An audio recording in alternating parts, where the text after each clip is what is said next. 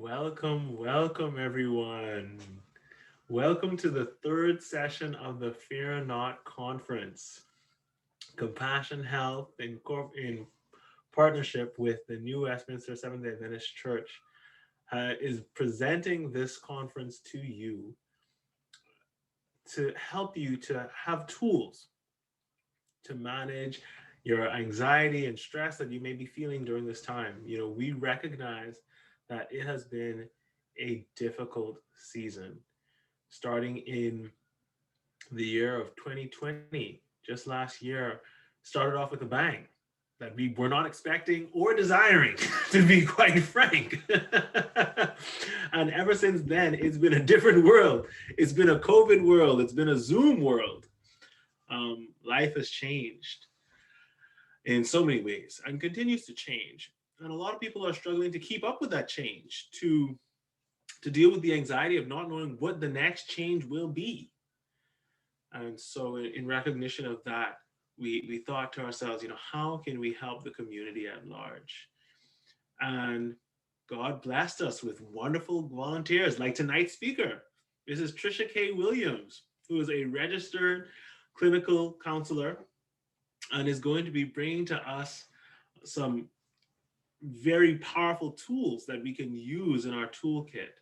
And I'm actually super excited. You might have saw me that I just perked up all over again 2 minutes ago because I just remembered that Ms. Tricia-Kay said that this was going to be an interactive experience. We're gonna allow people to unmute themselves and speak up and participate. And I love that.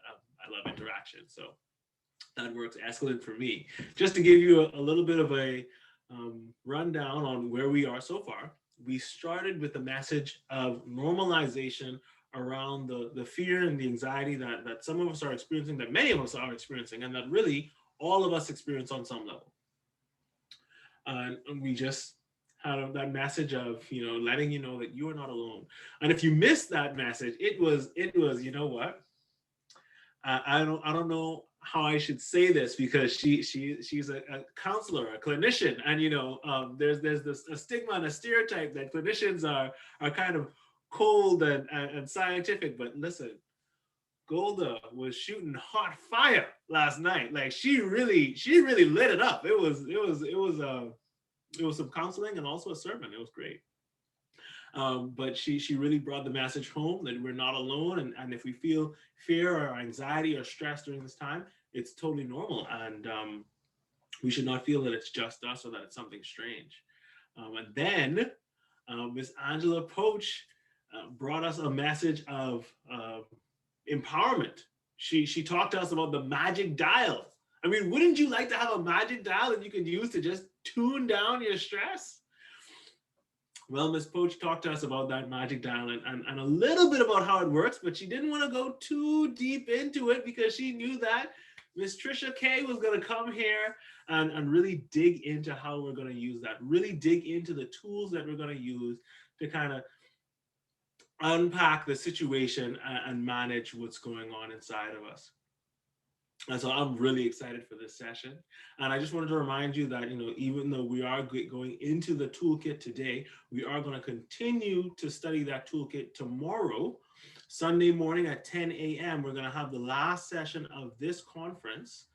And we're going to be talking about some more tools and we're going to have some more Q&A. So I hope you're ready for a very interactive session tonight. Ms. Tricia-Kay, are you ready? I am super ready. Thank you for, amping everybody up, Herbert. Praise the Lord. I do what I can. Awesome. Okay, well, I'm just gonna, who should say the prayer? Do you want to go or should I go? Because I wanted to open us up with prayer and get us started. Please go ahead. You go ahead. Okay, and I'm gonna pause my video to do that. Here we go. Dear Heavenly Father, I thank you so much for bringing us here. I thank you for ordaining that we would have this conference and that we would be able to share these tools and just learn and grow. Lord God, so that we can serve you better, serve the community better, so that we can just have better lives and experience more of your blessings. I just pray that your spirit would come and dwell with us, give us open, receptive hearts, that we would be able to communicate and to listen, and that we would be able to have a bit of a mental shift, that we would gain new understanding right now and give us hearts that are ready to receive and ready to give and be a blessing as well. May your will be done in us. In Jesus' name I pray. Amen. All Amen. right. All right. Well, Oh, madam, please take it away. thank you so much. Okay, so I'm glad to hear that Golda and Angela took it away with, you are not alone, which is great, normalizing the experience that we're all, going through right now.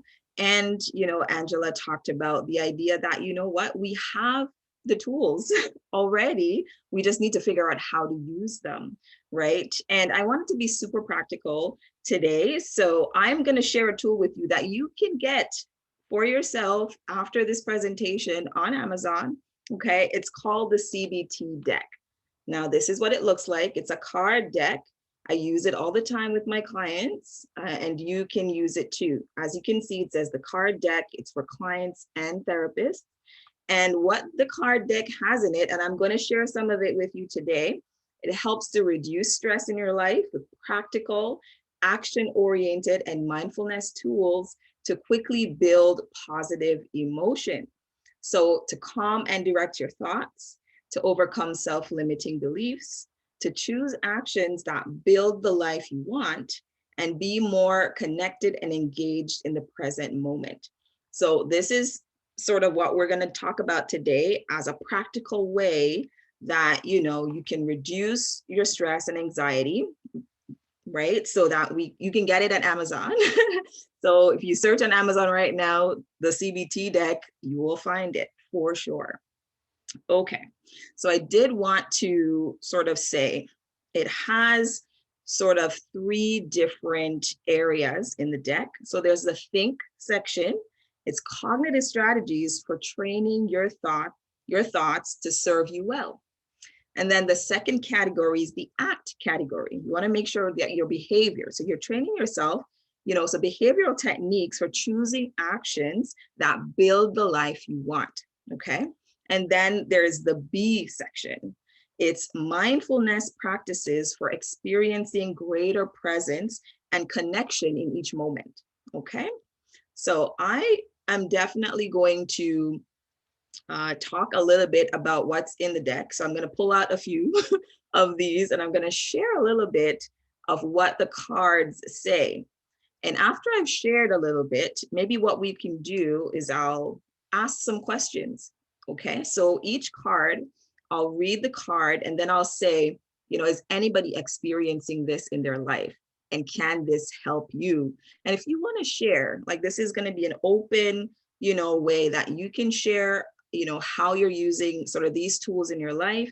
If you know somebody that's using these tools, don't say their name, just say, you know what, I know a friend and she's really good at this. This is maybe something that I can try. It'll be really good because we can all help each other, right? So I'll share the tool. And if you help me out, we can all heal together and work together, okay? So based on what I know, Hebron said you can raise your hand, you can do a thumbs up as a way to indicate that you want to talk and get into the discussion, okay? All right, so the first one that I want to indicate is embrace uncertainty, right? That's what the whole conference or event's about, uncertainty, right? So the card says it's uncomfortable not knowing in advance what your life will look like or how things will go. So sometimes you'll ask yourself these questions. Will I stay healthy? Will I succeed, right? Will I succeed to 2022? How are things gonna go, this year? Will I find love in 2021, seeing that I can't, socially interact with other people, right? Will I find a parking spot? This is really true, especially if you live in Vancouver, right?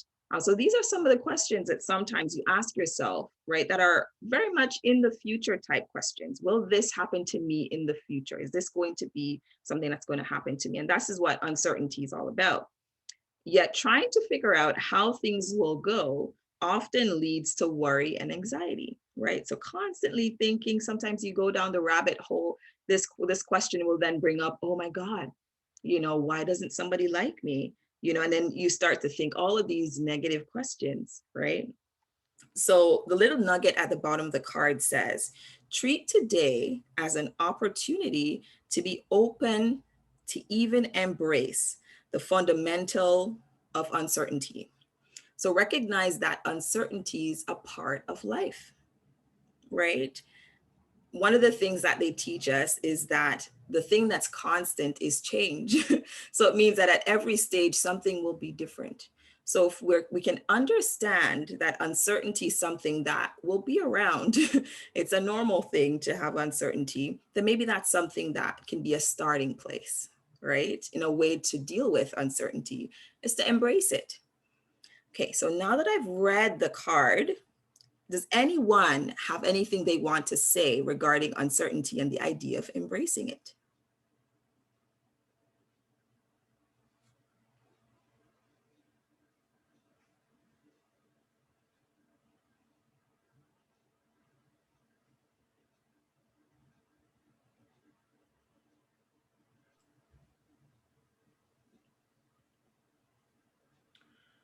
Is it possible that embracing uncertainty sometimes brings up some amount of fear?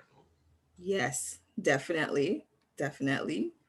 Yep, it can be scary. Definitely. Anne, anybody else?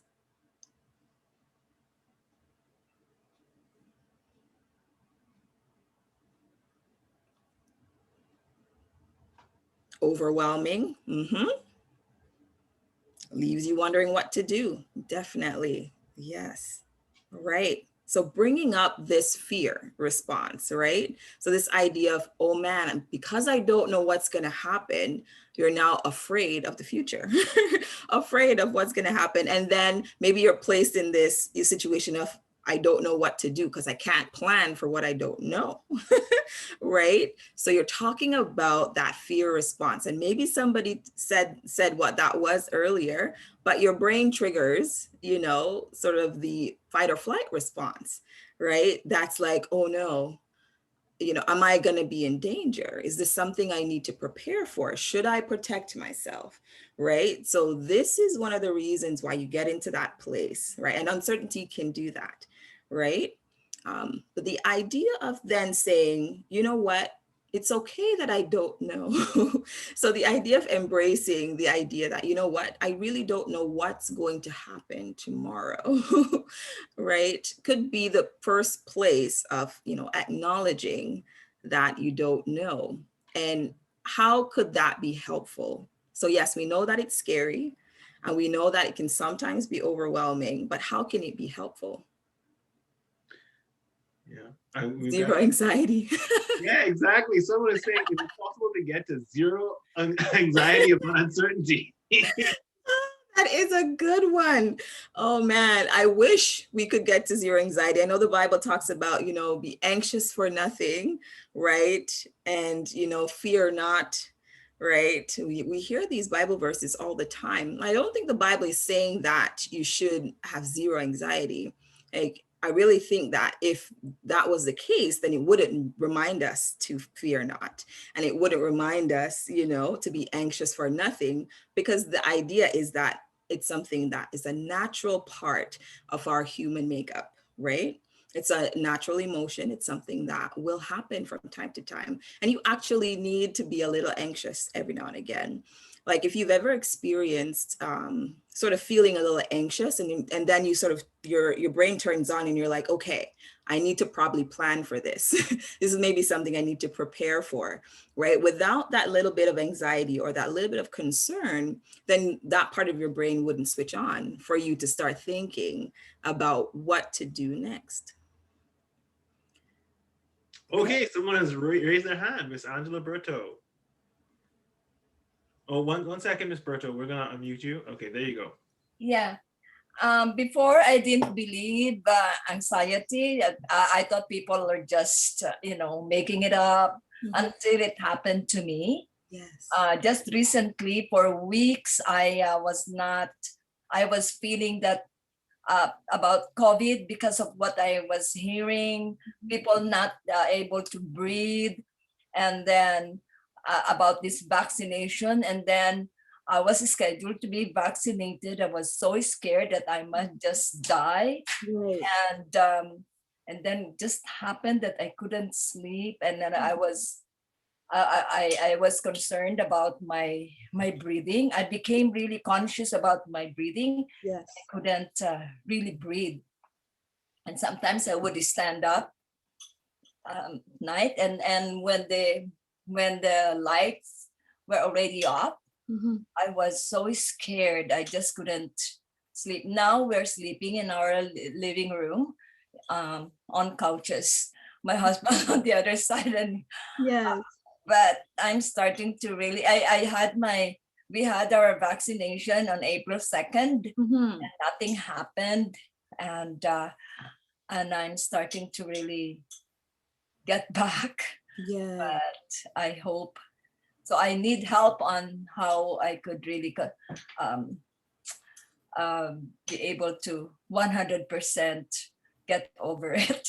All right, I hear you. Okay, Angela, thank you for sharing your experience with us. And then a lot of people are worried about the vaccine, right? A lot of people are, again, uncertain about how the vaccine is going to affect their physical health and their body, right? And I could see how you were really anxious because you talked about breathing, your breathing changing, right? And you talked about sleeping, not sleeping well. And those are two things that indicate when your anxiety levels or your stress levels are going up. So that's one way that you can know if you're anxious. You check your physiology, right? You check your physical body. How is your body reacting to what's going on with your thoughts and your feelings, right? So elevated heart rate is one of the things, right, that indicates that you're getting really anxious or worried, right? And sometimes the extreme of what was going on with Angela is a panic attack, right? Or an anxiety attack, right? And when that happens, it's really just to sort of remain calm, try to reduce your breathing or control your breathing, and just let it pass, right? So it's easy to say. It's easy to say. it is. I know it's happening to you. Yes. Yes. All right. So what I would suggest, Angela, right, since you already took the vaccine and you are okay, you are a living testimony or a testament that, you can live after you've taken the vaccine and that you're okay. Is that correct? You're doing all right? Okay. So we have evidence that maybe what you were worried about, is maybe irrational. Could we say that? And that's one of the ways that you can help with your anxiety, to sort of figure out what's evidence do you have for the fears or the thoughts that come to mind sometimes, right? So we call this challenging your thoughts or challenging the beliefs that you have regarding the thoughts that come up. So maybe for Angela, a thought came up, oh my God, I'm going to be so sick, after I take the COVID vaccine, right? And now that you've taken it, you recognize that maybe you were sick for the first day or, but now that you're a little bit recovered, now you can say, you know what, I'm okay, right? I was a little worried, but I'm okay. So now maybe it's just to figure out how do you, reduce your anxiety in your body. So I would suggest some breathing techniques, right, that you can do. There is a technique called the 4-8 breathing technique, right? And this can be for anybody. If you're going through a panic attack, right, your heart rate is elevated and sometimes you're looking around and you're feeling a little dizzy, that could be something, and thoughts are racing from time to time. Do the 4-8 breathing technique as a grounding tool. So you're breathing in for 4 counts, right? So, and then you're going to breathe out for 8 counts. It's going to be longer. And you're going to repeat that a few times until you realize that your heart rate is reducing, right? The reason why you do it longer on the exhale is to reduce your heart rate, okay? And anybody can try this. And what I would say, for the sleeping, it might take a little time, right? You just have to sort of remind yourself that things are going to be okay. Yeah. Sort of repeat that to yourself, have some encouraging messages, some positive messages that can help you to realize that you're going to be fine. And the sleeping will get back to normal soon. If that doesn't happen, maybe check with your doctor. Okay. Yeah, I take some melatonin liquid. Melatonin is good. Yeah, it's a natural sleep aid. Okay, great. All right, Angela, hopefully I was able to answer your question. Oh, yeah. Perfect. All right, so I'm gonna share another card with you, and then we can talk a little bit about it.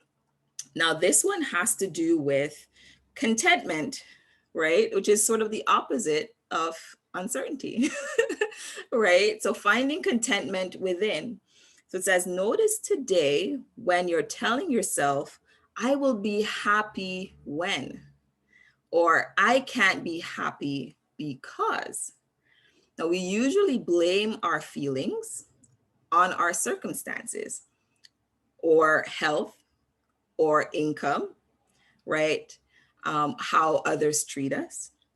But people find ways to be content in the worst conditions, and they also find ways to be content in miserable conditions, right? So true contentment lies in opening to your life, in being open to your life just as it is. It can start right now, exactly where you are. So the question is, can you find contentment during these COVID times?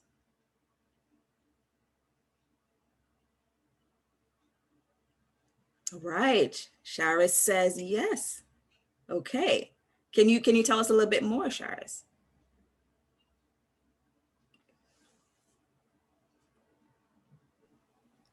I would say in terms of finding contentment in COVID times is just being happy that, despite all that's going on, I am in a good state. Mm-hmm. That I'm grateful that I have a home. I am not in the hospital, whatever it may be, just finding the little joys within. Mm-hmm. Mm-hmm. I love that. Yes. So that idea of having gratitude and finding the little joys. So you reminded me of sort of that idea of, taking joys in little small moments, And, those small moments, it might seem really insignificant, right? But if you think about segmenting your day into 5-minute clips, and I know that can be a pretty long movie, right? But if you think about each 5 minutes, as a moment, right? And if you were to, think about that 5 minutes and think of something positive, right? So it could be think of something positive. It could be just acknowledging, that 5 minutes for what it is, right? It could be, asking yourself, what do I need right now for this 5 minutes, right? So these questions help with figuring out or identifying contentment in your life in the present moment. Like, that's why the Bible talks about don't be worried about yesterday, and don't be worried about tomorrow, because they will take care of themselves, right? Thinking about right now. And if you think about right now, what from 5 minutes to 5 minutes to 5 minutes, then that's one way that you can reduce your anxiety. What do you think of that?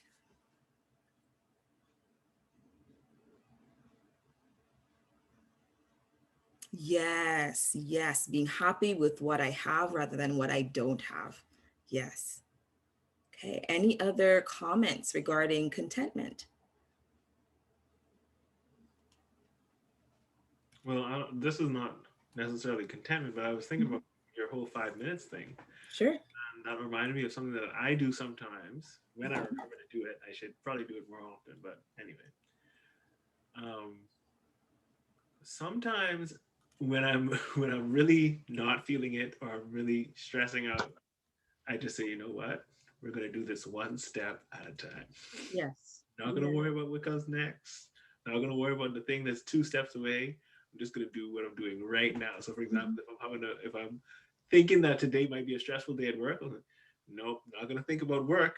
What I'm going to think about is putting on my clothes. And when I'm done putting on my clothes, I'm not going to think about work. I'm going to think about getting my wallet and my keys. That's it. That works. Yes. That really helps me.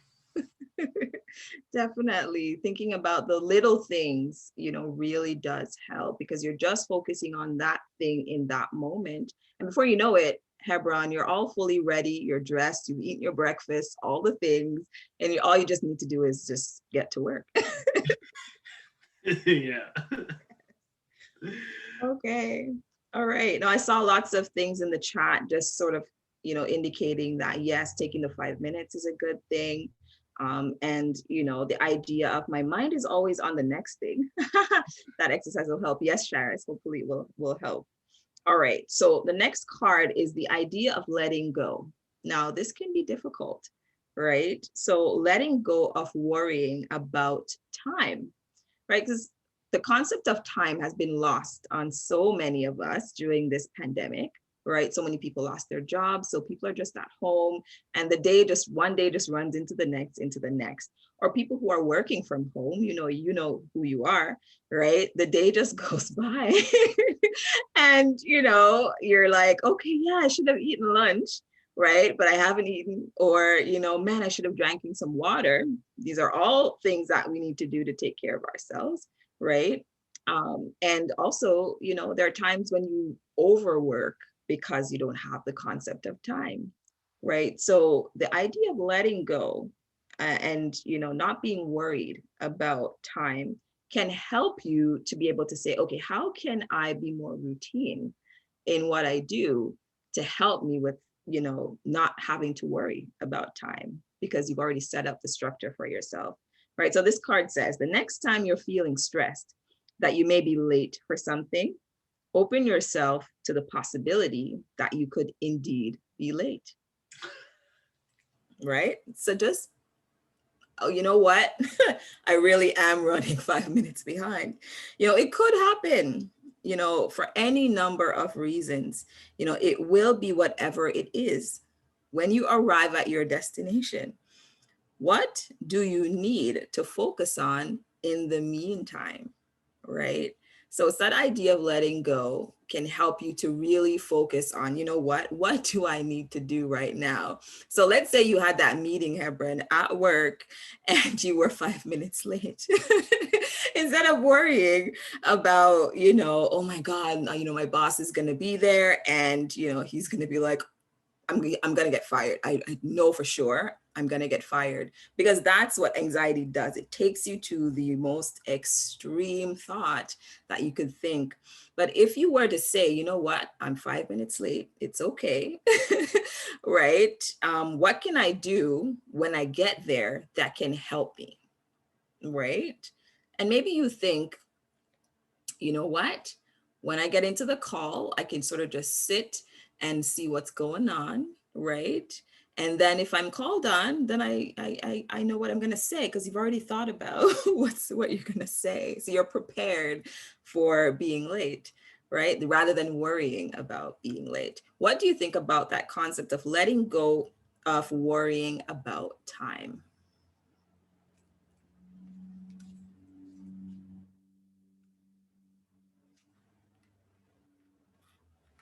Yeah, I just wanted to take a moment to encourage people to go ahead and unmute their mics. And I think we might have the system in place where we wait for people to put up their hands. We might want to consider just letting them unmute themselves, because we definitely will enjoy having the interaction. And yeah, so the question was, what do we think of the concept of letting go of time? Letting go of worrying about time. Letting go of worrying about time. Okay, so what do we think about letting go of worrying about time? Okay, so Giovanni raised their hand. Okay. Hello, you guys can hear me? Hello. Hey. All right, so I actually just wanted to say, Tricia, your comment about that anxiety actually brings us to extreme. That was a good reminder, because if we realize that there's no midway anxiety in that sense, where we're just going to always be like all the way to the next side. So that helps us to realize that, okay, to be prepared that when you get to the destination or wherever, instead of thinking of what's the worst case scenario, what can you do when you get there as you're trying to, it helps us to think about that more focused, to actually plan and make those steps that by the time you get to work, okay, if this is what happens, I will just go with what is happening because I can't tell the future in that sense.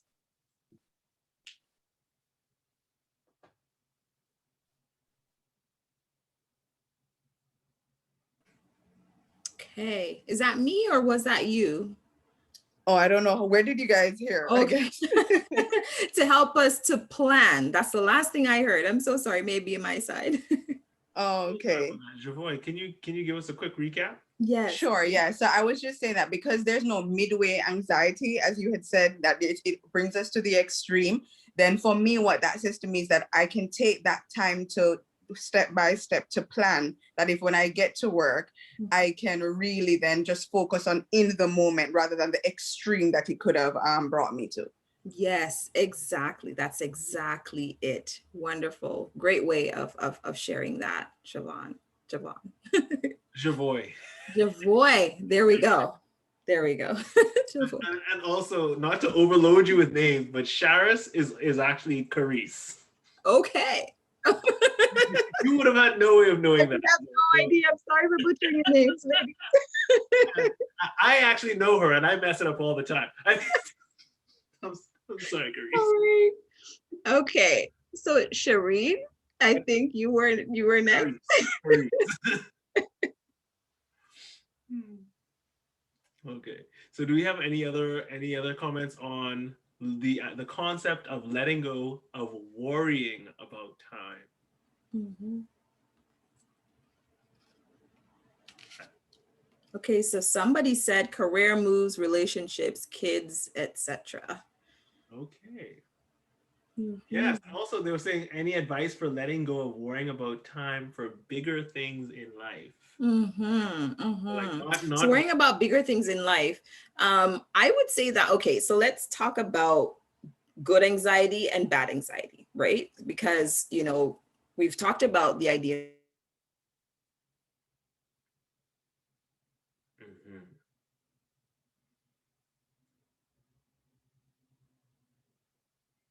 knowing that anxiety is normal. How do we use that to our advantage? Right.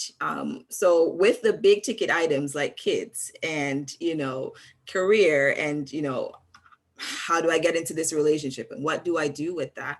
Right. Anxiety helps you to recognize that, maybe there are some things that you need to address. Do you have some questions about that? What are some things that, you're pausing on? What is it about the situation that is difficult for you? So maybe it's giving yourself an opportunity to think a little deeper about those specific things. So when I work with clients, specifically when it comes to careers, right, it can be a tough one. It's right, I'm leaving school, university, and I want to get a job, but I don't know, what I'm gonna do. It's a big one, right? And people are sometimes really don't know what path to take. So it's really looking into yourself and figuring out, what do I want to do? What am I good at? What's going to make money for me? And it's really asking those questions. And sometimes the uncertainty can help you to be able to do that. Right. So rather than, again, thinking about the worst case scenario, I'm never going to get a job. Oh my God, I'm out of school and, people are going to think the worst of me. Right? Instead of doing that, sort of circle it back again and start to think, okay, right? What is it about this situation that is making it really stressful for me? And I think a lot of times people are afraid of that answer, but a lot of times that answer can really help you to get to where you need to go. That's deep. So what you're saying, so if I'm hearing you correctly, what you're saying is, don't be satisfied with the generalized version of your fear, but rather dial in and kind of ask yourself the tough questions and try to get some answers on that so you can get into the specifics. Yes. And it might be that the answer, it might be that you're actually afraid of the answer, but you need to get to that answer so that you can address it. Exactly. So you can solve the problem. You need to get that answer in order for you to solve the problem. Okay, any other questions? I see the chat is lighting up. Yes, it is. Yeah. So, okay, so here's one. One person says, what if you're always running late? then it sounds like it's a chronic problem, right? Maybe find out, why are you running late? Somebody said it already. Ask what's making you always run late. Yeah. See, we're all helping each other here. Great. Caribbean time. I have no idea what that is. Yeah, I understand it. I'm Jamaican, so I know what she's talking about. I'm Bahamian, and so yeah, I brought that with me. I brought it in my suitcase, I guess. All right. Okay. So I have one last card to share. I just have a question about contentment. Just kind of going back to the previous conversation. So you mentioned contentment, which is a really good balance to kind of anxiety. So what is what if there's times where, contentment is good, but what if there's times where perhaps there's something in your life that does need to change, to lead to, a better you, or like a healthier you? How do you find that balance? Yeah, so if you recognize that something needs to change, so you've done sort of that reflection and you have an idea of what's wrong, if that's something that you can't do on your own, I would say seek some sort of support. So you have self-care, which is sort of what I'm trying to share with you now today, where that things that you can do on your own to help yourself. But let's say it's out of the realm of something you can do on your own, then I would suggest community care. So you can then go to your community, right, and see, is somebody in your community that can help you with that? Talking to somebody about it can possibly help you, right? You can brainstorm, you can sort of figure out what are, resources out there that can help you with that specific issue, right? If you find that it's bigger than something you can do on your own. And then the next thing is, if your community then can't help you, if you don't trust maybe your community to help you with that big issue, then you can seek mental health, right? As a resource. So I'm a counselor. You can seek somebody who might be able to provide you with. But you said you don't want to.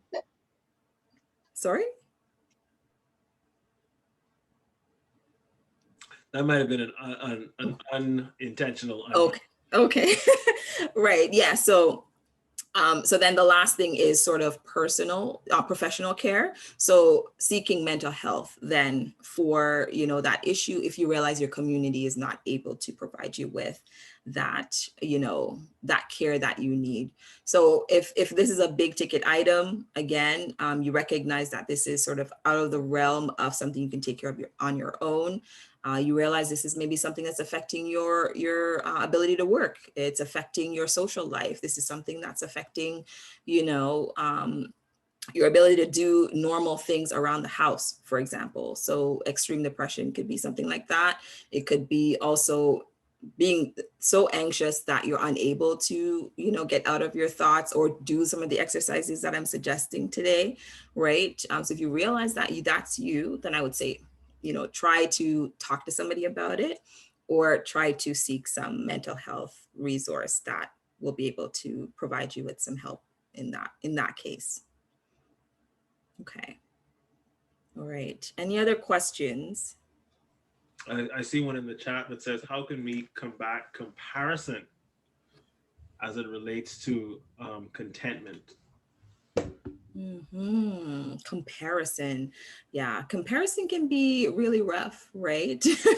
Because I think that's something that, comes natural to us. We look at ourselves and then we look at somebody else and then we're like, why can't I be like that? Or,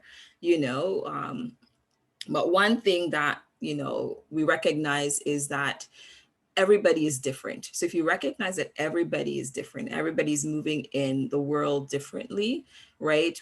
Everybody's story is different as well. So coming to that concept of I'm different, Hebron's different, Cherie's different, Angela's different, right? We recognize that what's going to work for me or what's going to be contentment for me will not be the same for another person. And that in and of itself breaks down the power that comparison would have, right?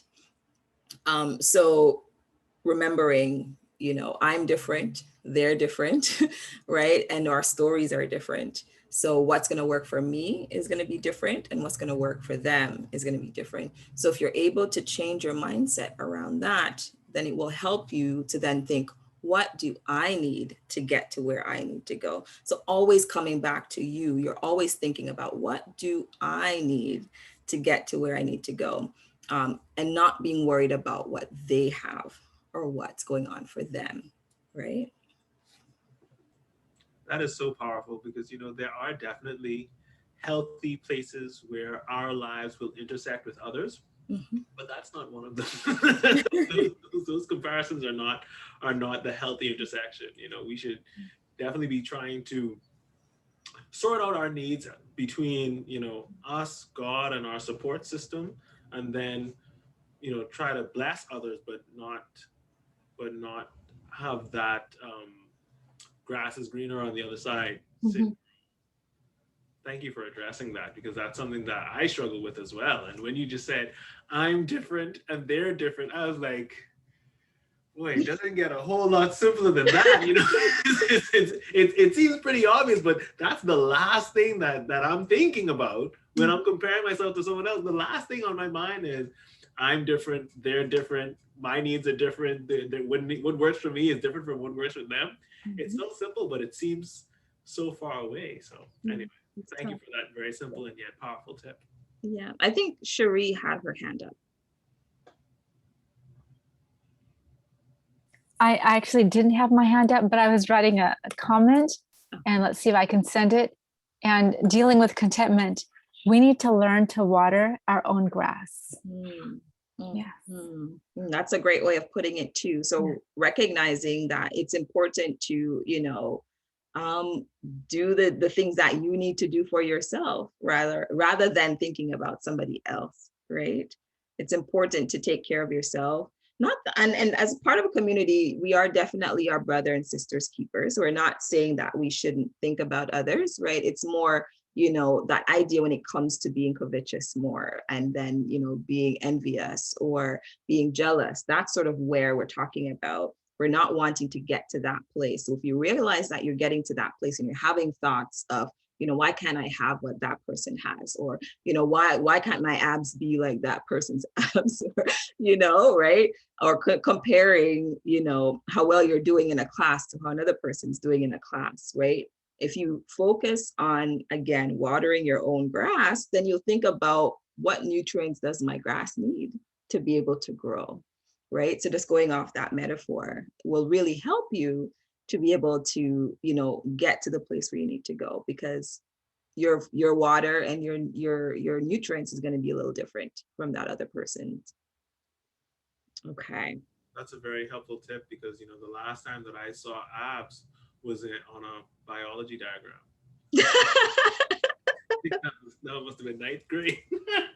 Oh man. Okay. Is there a strong correlation between self-acceptance and less comparison with others? That's a very interesting comment. And I like that you use correlation there, right? I would say that sounds like it could be correct, right? The way that we think about ourselves can really help us to lower, the way that we compare ourselves to others. Because if we think highly of ourselves, in a sense, then, we're going to be thinking about what we need, right? So individuals that possibly have low self-esteem or a low sense of worth will maybe be more likely to compare themselves with others. Okay. Anne says sometimes you accept that you are different, but then others put pressure on you based on their expectation that you should be more like them. How do you handle that? Yeah, there can be external pressures for sure, and I think that that's sort of the world that we live in. We live in this world that, people, they put out there, this is what you should be. This is what you should look like. This is how you should talk. This is what's acceptable, in our world, or, in this space or within this culture. Right. And it can sometimes be difficult. And especially as Christians, we know exactly what this is about. Right. So that idea of being in the world, but not being of the world, right, is a concept that could probably explain this in some sense, right? It can be difficult to be different, right? It takes courage, and it takes, being brave for sure. And I think it takes getting an understanding of who you are, so your identity, right? So if you know who you are as a person, so that's probably where I'll start. Who are you? Maybe ask yourself that. It could be, who are you in Christ, or who are you as a person? Right. And then that can help you to maybe ground yourself. Is this thing that this person wants me to do, is this based on the ideals that I have for myself, the values that I have, or my beliefs? And then it can help you to determine if this is something that you should, do. Right. So it reduces the pressure if you have an idea of, who you are as a person. Okay. Any questions? Because this is a really good one. That idea of, pressures of the world. Go ahead, Hebron. Oh, no. So we have two hands that went up. Oh. Cherie put her hand up first, and then we have Smart also put his hand up. So, okay. Can I go ahead now? Cherie had her hand up first, but she doesn't have she's not unmuted. You can go ahead. Ladies first. Sure. Oh, no, go ahead. That's fine. Go ahead.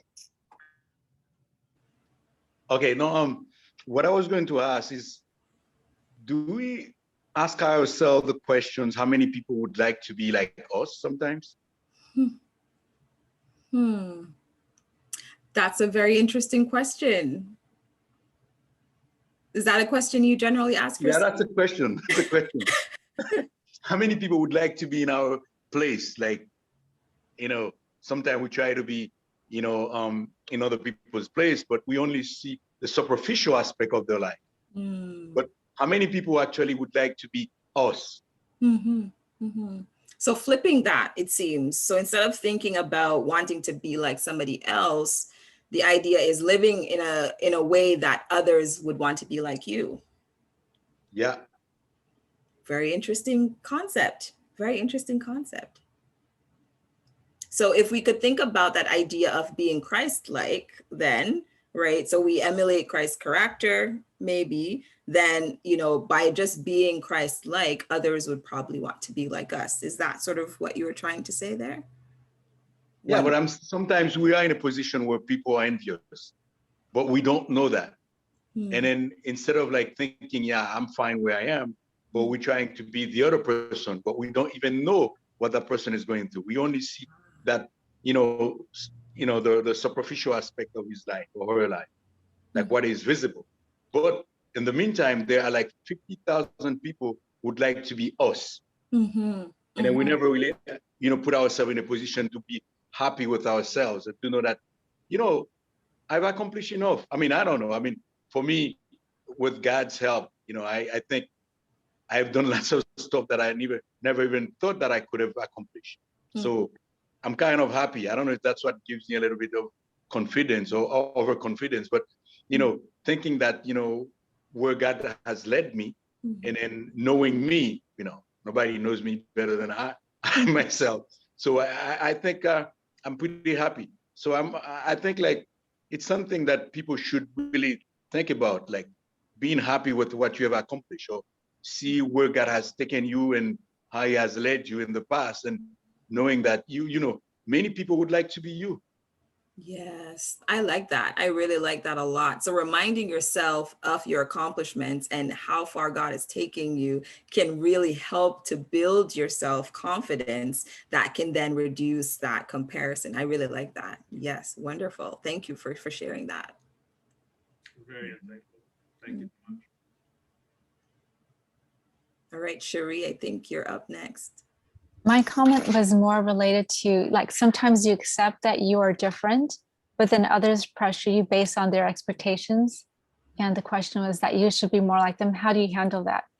And I think, yeah, number one, just recognizing who you are and, yeah, valuing yourself and that you are unique and that God has created you to be a unique person. We talk about the concept of the body. You know, one person's an eye, one person's a finger, and one person's a foot. Says, you know, you should be, you know, feet are awesome people. I know you're an eye, but you should be a foot, because I say you should be a foot because feet are the most awesomest things. We can do all this traveling and you can't do that as an eye. So therefore you should be a foot. So when someone is projecting to me, I can interpret it as they're projecting their own biases or expectations based on their personal experience onto me. Well, what's right for them may not be right for me. And I'm still evaluating, wait a minute, your foot, you have your role, you have your function, and you are to flourish in your role because that's the gift that God has given you. And if you're called to be an eye or a finger, then we ought to be relishing and thankful that we have the gift of sight. There are other things that we can do with the gift that God has given us. So yeah, so how do you handle that? You know, it depends on, I would say depends on who they are and how forceful or not forceful that they are actually saying you should be a foot. Yeah. You know, if they're being more aggressive, then I'd have to say, you know, thank you very much for your concern, but you know, that's not what God has called me to be. Mm-hmm. And so just in a respectful manner, but remind them, sometimes, you know, I haven't heard the word narcissism here, but sometimes you might be dealing with a narcissistic personality. And if you're dealing with a narcissistic personality and they're trying to project onto you their beliefs about how things should be, then that's toxic. So we don't want to cause someone to struggle further if they're struggling with narcissism. So thank you very much, but no, thank you. And just, you know, I'm glad that you're a foot. I'm an eye. Nice. So setting boundaries, you know, it's sort of like the term for what Cherie's talking about, that idea of recognizing and being, you know, confident about who you are once you figure that out, and then setting those boundaries to say, you know what, I appreciate, you know, what you're saying to me, but I know who I am, right? So yes. All right, I don't think we have a lot of time. We have 3 minutes. So Hebron, I'll give it back over to you. Thank you all so much for all the great questions and for, you know, participating. It was lovely being here and chatting with you all. Oh, and thank you for coming and sharing with us and interacting with us. It was lovely to have this interactive experience. And, you know, I know in this Zoom world, sometimes we take a little while to warm up, but once we're warm, we're on fire. And so I appreciate that. And yeah, this is a great, it's been a great experience that we get to actually go ahead and use some of those techniques that we've been learning about and get a little bit of practice in. So I hope that everyone is now gearing up for learning some more tools, because when we come back tomorrow, we're going to get into even more of these tools, these different kind of cognitive tools that we can use for dealing with anxiety that arises from all kinds of different places. You know, it might arise from expectations that are imposed on us or expectations that we have for ourselves. You know, it can come from cognitive distortions that we have, those should statements, fears of the future and different kind of unknowns that we're dealing with. And so I hope that you're ready, and tomorrow we're going to get into even more of these tools and have some more Q&A. So I'm really excited about that. So I hope you'll come back 10 a.m. tomorrow morning. That's 10 a.m. Pacific time tomorrow morning for one more session of the Fear Not Conference. Thanks again, Ms. Williams, for joining us, and I hope that everyone had a wonderful time.